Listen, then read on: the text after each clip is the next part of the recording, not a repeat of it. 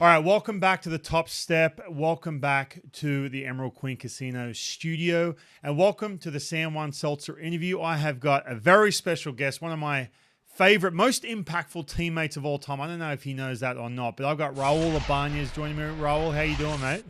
Great. Thanks for the great intro, Ro. Thank you so much. Those are kind words. It means a lot coming from you. Thank you. Oh, hey, no, listen, I'm not going to lie, man. 2007, yeah, I'm a 24-year-old, nobody. You know what I mean? I'm walking around. We had a pretty salty clubhouse, too, that year. We had some veterans on that team. But, dude, you were always so gracious, making sure I could ask you questions and everything else, being a young pup. So, no, you made a huge impact on my career for many reasons. But, hey, I want to get into a few things. In regards to the game, in regards to, what you're seeing around the league, you had a big impact, obviously, and a big role in changing some of the rules the last couple of years. But before we do that, right before you jumped on, I did reference the fact that, dude, you had a crazy good career. I mean, 19 seasons in the big leagues. And, Roll, I don't even know if you know this, mate, but you are 156th all-time in the home run on the home run leaderboard. Do you know that? I don't know. I did not. I did not know that. Thanks. Yeah. Thank you for the kind words. I did not know that. No. Well, I mean, that's big time because, I mean, look, it wasn't like you were, one of these guys that, when you're talking about hitting 40 plus every single year, I mean, you weren't really considered to be like a home run hitter, right? Yeah. I think early on. I mean, the thing I'm most proud of, bro, is that, it didn't come easy for me. I know that you battled too, and finding success despite the failures and the setbacks. But the thing I'm most proud of is the longevity. I called it more of a fungus type career. It was just hard to kill. It just kept coming back. So, but thank you. Thanks for the kind words. Because I remember some of the early conversations we had, I remember, because it took me 6.5 years to get out of the minor leagues and get a chance in the big leagues, 24 years old. And, I broke on through and I'm looking around and go, man, there's a bunch of studs up here. But I remember one of the early conversations, you kind of had a similar path too. And, the first couple of years, you were sort of bouncing back and forth, trying to stick around in the big leagues. I mean, do you remember those times or, 19 years post after that, you're basically just thinking of some of the good times? Or do you go back to some of those times? I'm so thankful for those times. I'm so thankful for the struggle. I can still feel the pain and the agony of some of the up and down, some of the heartaches, and the pain and the failure. But that really is what makes you who you are. I actually am thankful for those setbacks and for all the failure because it drove me to sometimes insane extremes in the weight room, in the gym, Right. hiring different hitting coaches, exploring, biomechanics, exploring nutrition. It really drove me to that extent because I never wanted to feel that type of failure again. And it is a game of adjustments. It is, I think, over time, what you really get good at is bouncing back from setbacks. And I think that becomes your superpower if you play the game long enough. Yeah, no, absolutely, man. I mentor a lot of young kids, a lot of teenagers now. And it's funny, man, the kids who are like those studs when they're, I'm talking like 11, 12 years old, 13, 14, all of a sudden everyone starts to catch up. Everyone, everyone gets the same height. Everyone gets the same, the strength. Everything starts to level out, and those kids struggle, man. They really do because they haven't had some of those moments when they're 11, 12 years old. And the same goes in the big leagues too. I've watched guys who, they broke in. I mean, Brandon Morrow, who's been on this show, talked about he had a wake up call when he went to the Blue Jays because of that very thing. He kind of had like, I'm not going to say it's an easy path, but kind of like this, here you go, man. Here's that platform to go pitch. And it was kind of came easy to him. Then all of a sudden he dealt with some struggles a couple of years in, and here he is, and he had to figure it out quick. Otherwise he's going to be out of the game. Yeah, he really did. And Morrow's a great teammate. We were with him in Seattle as a young pup, as a young player. Always had great stuff. But it was, I'm sure he'd be the first to say it was the struggle, in Toronto, the wake up call that allowed him to bounce back, really work his tail off, and become an elite pitcher on his own. And that's to his credit.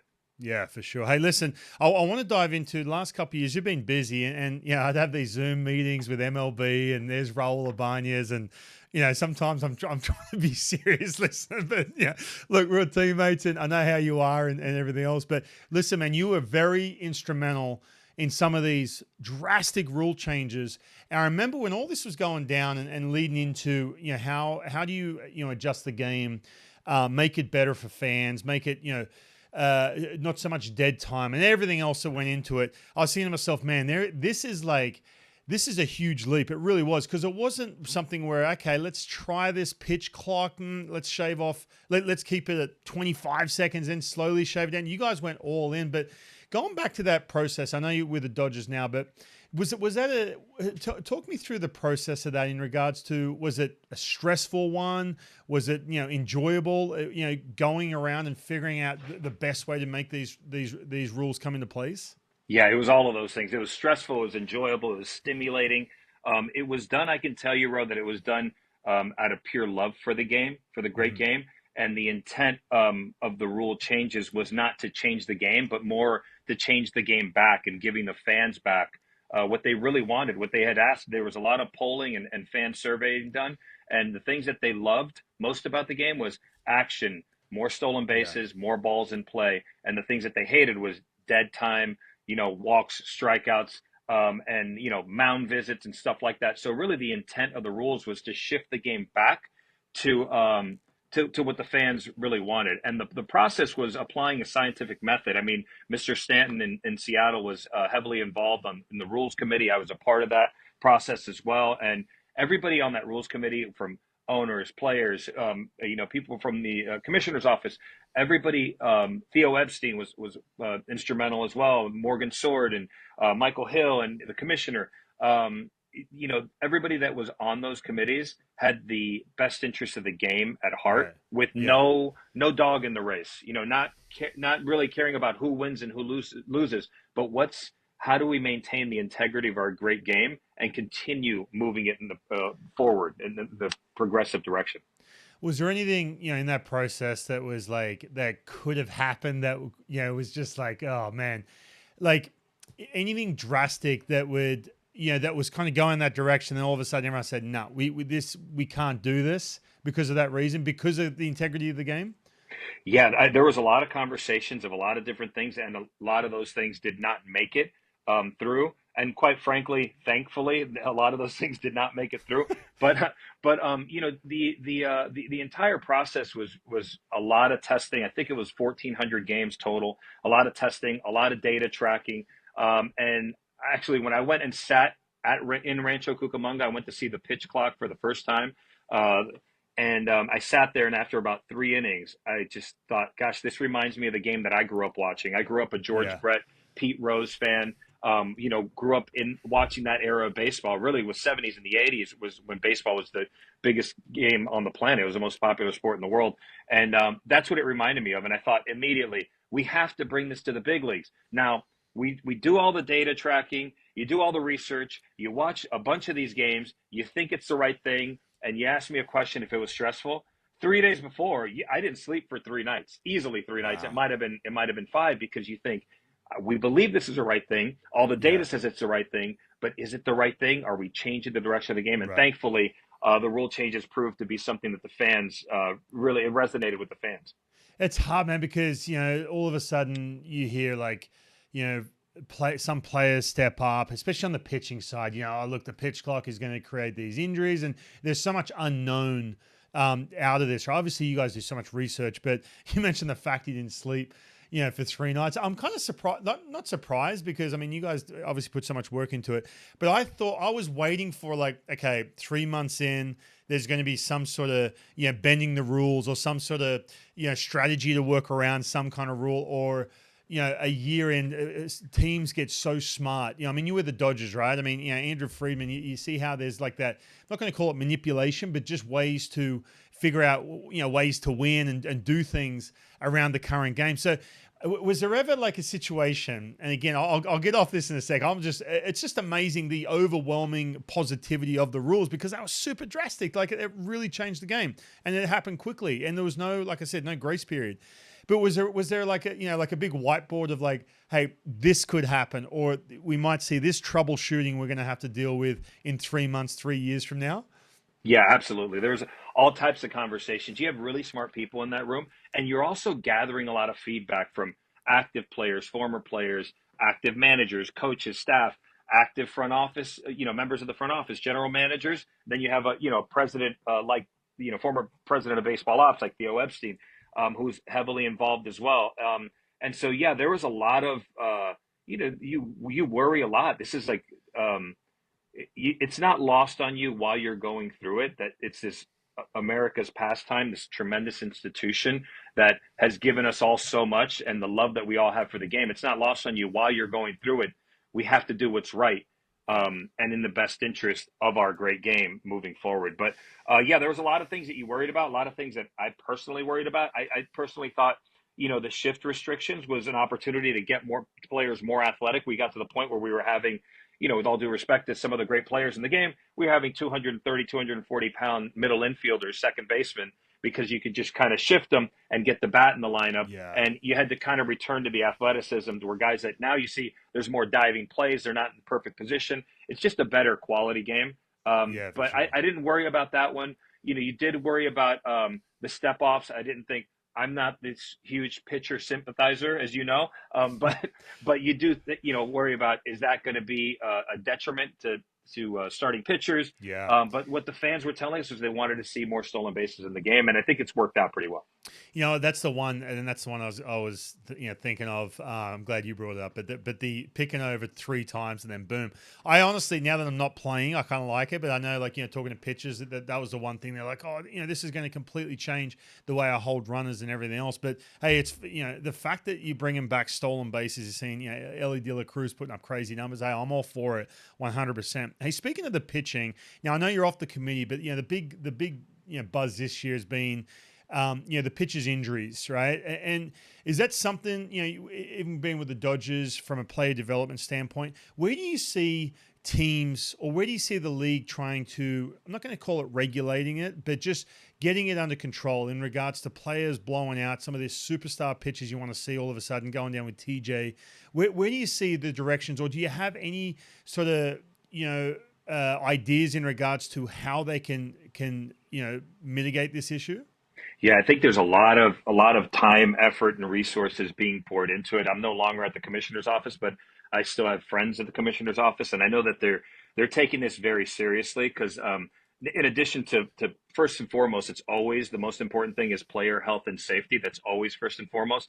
And again, what's in the best interest of our game is to have the best pitchers be on the field and have recognizable faces continue to thrive, particularly in starting pitchers.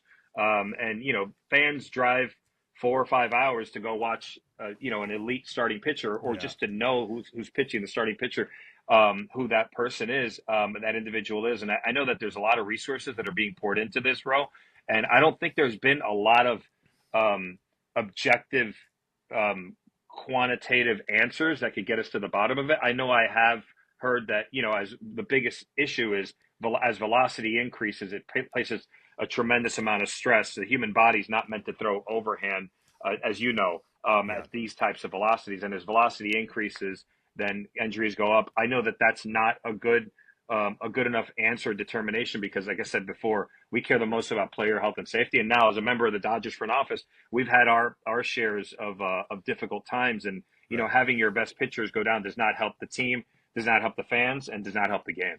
Yeah, no, and that's, I mean, even with the Dodgers too. I mean, the fact, obviously they're built so well, but you've had so many issues in regards to the pitching, just because of that. But hey, what about just on the pitching too? Another thing that's come to light recently, guys talking about how dangerous it is because pitchers don't really care if they're hitting batters, like command wise. They just, they don't have the same nuance in regards to pitching inside.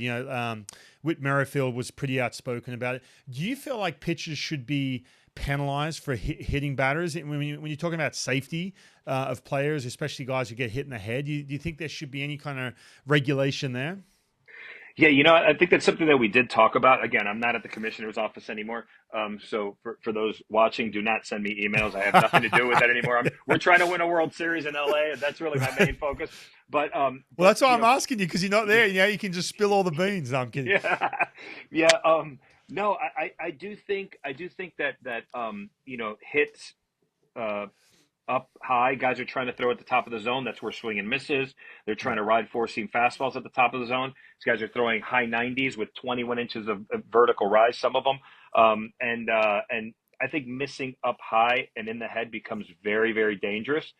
So I understand what Merrifield's saying. I know that we talked about that at the office, and I do believe that if there is some type of deterrence, if there's no deterrence, then I think will continue to happen. I do believe that the guys on the mound we have the fastest, strongest, most athletic players and pitchers in the history of the game. I do think if there's a deterrence where you even accidentally miss up and in and hit a guy in the head, if there's some type of deterrence, I do think that they are capable. The guys are capable of controlling the baseball Right. and not hitting guys up in the head. Not hit batters. Hit batters are going to happen. It's just the Yeah. headshots that really concern you. You could physically not just ruin somebody's career, but we're talking about somebody's life. Yeah, no, I think if you make that kind of distinction, something above the shoulders or whatever, just because you just that sound of the ball hitting the helmet, man, that just gets me every time. Like, oh, it's the worst sound ever. Like, especially like if the umpire's got a microphone on or something like that, and it's super clear. Oh, makes me cringe.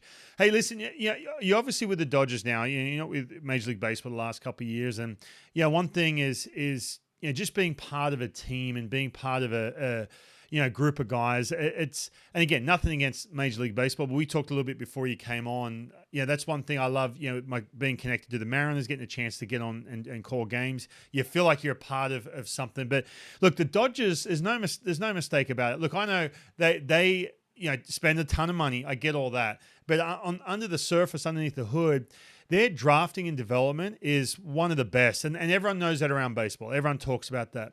The Mariners have had this situation. 2023, they come off a year where they struck out, crazy numbers, worst in baseball. They didn't really fix the problem in 2024, and everyone starts to point the finger. They've already fired a hitting coach, Brant Brown. Edgar Martinez has just stepped in recently.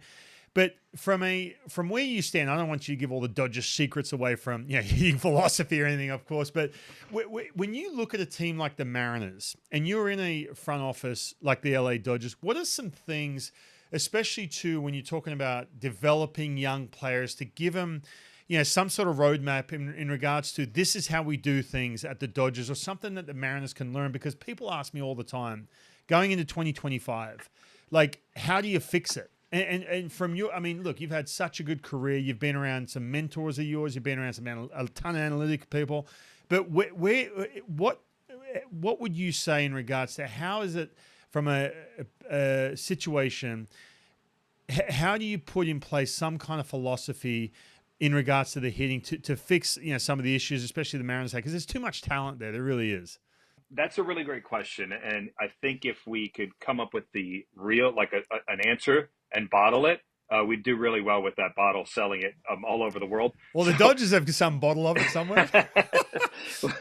Yeah, I mean, I think that we've done a really good job. There's always opportunities to get better. I do think it's a collaborative effort and trying a multidisciplinary approach for sure, and of course using the newest technique, the newest technical, not just the data, but also technology.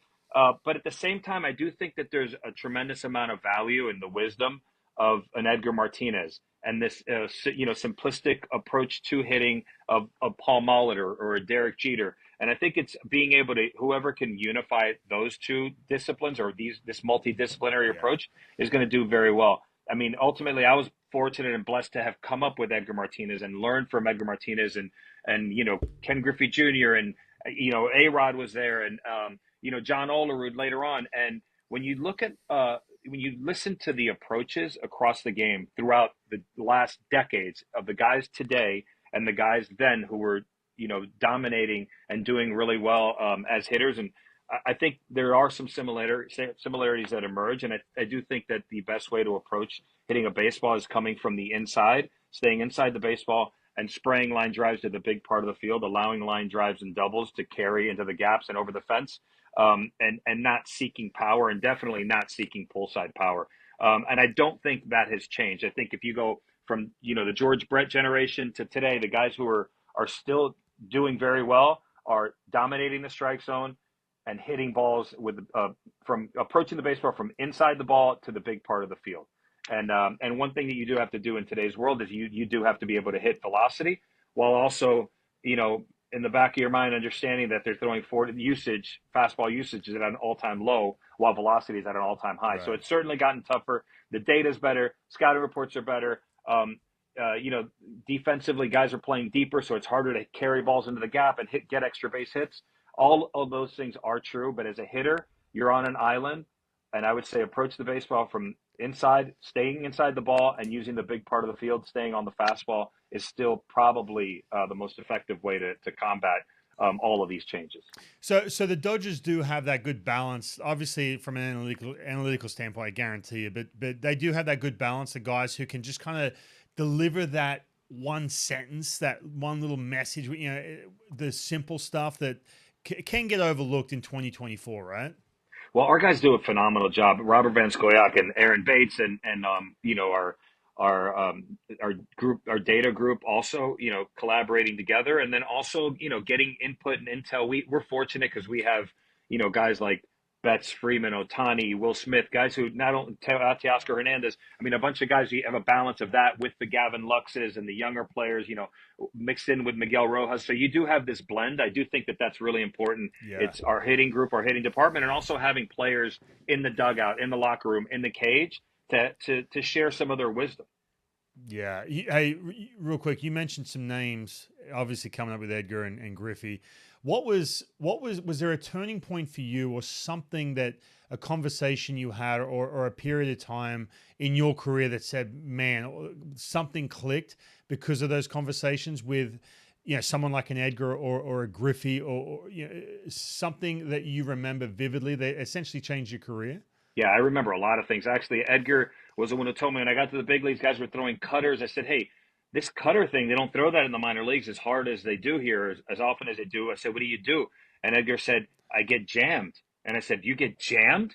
You get jammed? And I'm thinking, the great Edgar Martinez says you get jammed. What he explained to me is he said, no, I get jammed, meaning I want to always approach the ball with the barrel of the bat inside my hand and staying inside the ball, and never try to throw the head. Because if you throw the head and try to pull it, you actually will get your bat blown up. But the right way to do it is allow the ball to get deep, travel, and staying inside and through the middle of the field. I remember those conversations with Edgar. That was a vivid one when I first got called up. I remember Edgar telling me, hey, I remember when I hit 30 and I called Edgar and I'm like, Edgar, everybody says when you hit 30, like you're supposed to decline. I feel great. He said, hitting 30 is not the declining age. It's the declining age for people who don't work.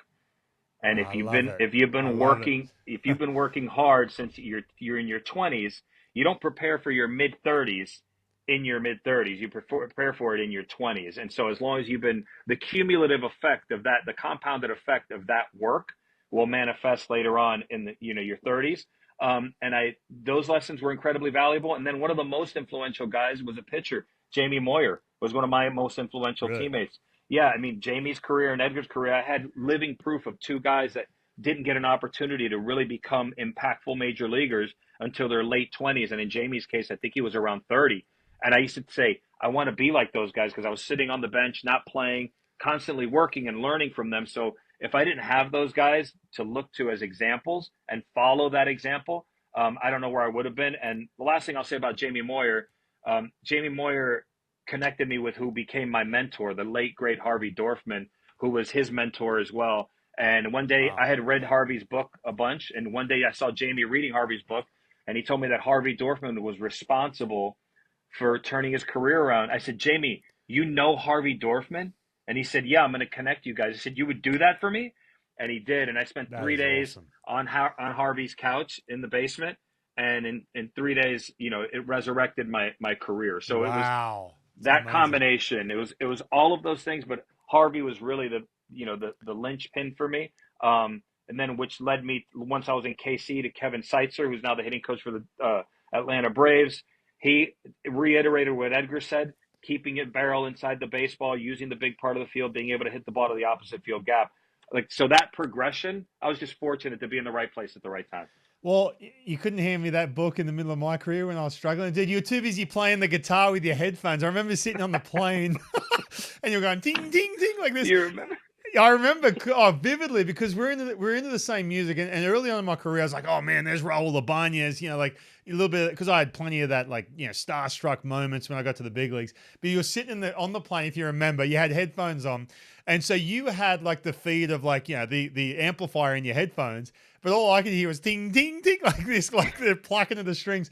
And I remember, we're talking about, music or whatever it was. I'm like, please don't ask me to play the guitar right now. I embarrass myself. Oh, dude, good times. But hey, Good listen, time. Raul, I did say, someone asked me, hey, who would make a really good manager? I said, your name and Mike Sweeney. Would you ever want to manage? Thank you. Thank you so much, Ro. Thanks for saying that. Mike Sweeney is, by the way, all-time GOAT. That guy's the He's the greatest. man, dude. And then, of course, and Dan Wilson, another mentor of Yeah. mine who's now managing the Mariners, the Stoked for all-time him. great Yeah, for as sure. human beings.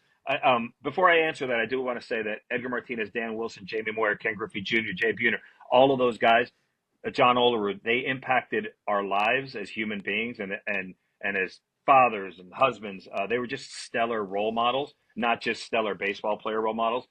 Getting to the managing question, I've had several opportunities to embark down that road. I think right now, my favorite thing to do is to be able to be a part of something greater than yourself, and also the greatest job I have is being a father to my 5 kids. I've got 3 of them out of the house now in college. I think Congrats. selfishly, I would love that opportunity, to do that sometime. I would just say that the timing would have to be right, and the opportunity and situation would have to be right. Yeah, for sure. Now, you'd make a great manager. I've said that all the time. Your name Thank you. always comes up in those conversations, that's for sure. But Raul, this has been awesome, man. I appreciate your time. I know you're very busy leading those Dodgers in the front office to far into the postseason. So, yeah, it was great to catch up. I appreciate it, mate. Great catching up with you too, and thanks so much, man. You're the man. Thank you.